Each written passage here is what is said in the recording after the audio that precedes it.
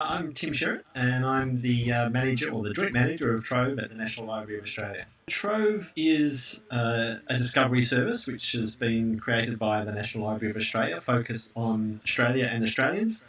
What that means is it brings together all sorts of different types of content. It's in some ways I like to call it a collection of collections, because what Trove does is it brings together collections from archives, museums, libraries, down to sort of little historical societies in little country towns. Trove also has a very large collection of digitised newspapers.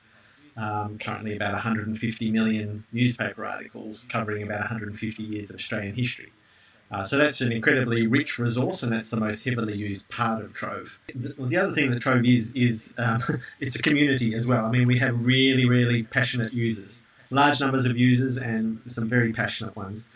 Um, and That's reflected through these sorts of engagement features that we have. So there's a number of ways that people can participate and contribute to Trove. The most obvious one being text correction. So digitised newspapers, the OCR, they're all OCR'd, of course, and the raw output of that OCR is all available, searchable and viewable alongside the images.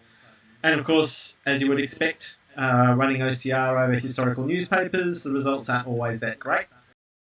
There is something within those 150 million newspapers to feed any obsession. Yeah. It's all there, whether it's your family history or local history, or whether it's railways or murders. We had somebody very keen on correcting all the murders within the newspapers.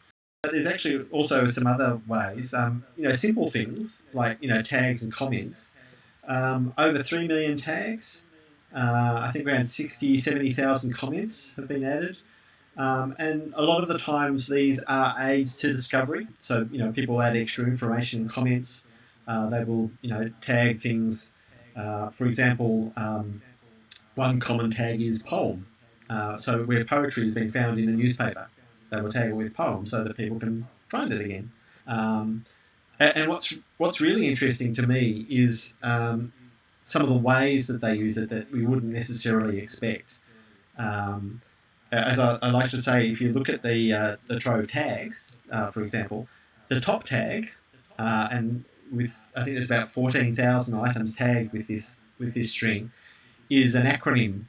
It's LRRSA. It's the Light Rail Research Society of Australia. So a simple tag becomes a way of a community collaborating.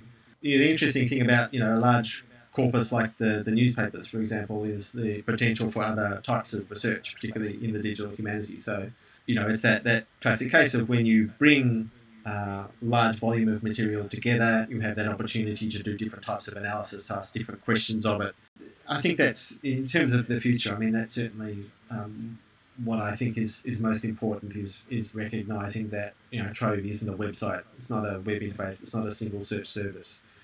It's that aggregation of the data and what that makes possible in terms of other people building new tools, new interfaces, creating new forms of analysis to work across that material, creating tools for particular groups to meet their needs more effectively.